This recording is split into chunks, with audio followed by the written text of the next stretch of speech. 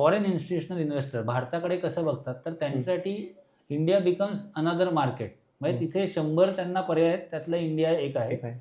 2007 नंतर हायेस्ट विक्री केलेली आहे, म्हणजे वन ऑफ द हायेस्ट.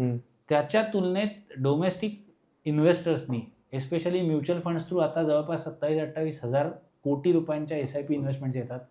EPFOच्या माध्यमातून पैसा गुंतवला जातो. रिटेलचं डायरेक्ट पार्टिसिपेशन आहे स्टॉक्समध्ये, प्लस इन्स्टिट्यूशनल इन्व्हेस्टर्स इतर म्हणजे इन्शुरन्स कंपन्या असतील त्यांचीही इन्व्हेस्टमेंट आहे. म्हणजे तिथेही युलिप किंवा दर मंथली जो इन्शुरन्सचा फ्लो आहे त्यातूनही इक्विटीमध्ये गुंतवणूक केली जाते.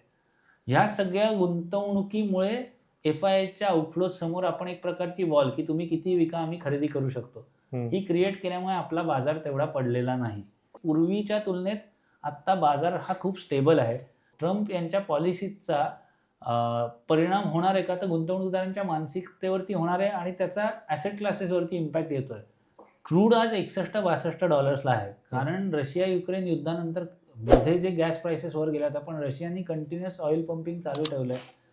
मिडल ईस्टने पण प्रोडक्शनमध्ये फारसे चेंजेस केले नाहीत. US मध्ये त्यांचा शेल गॅसचा प्रोडक्शन चालू आहे. क्रूड 61 ही भारतासाठी सुवर्ण संधी आहे.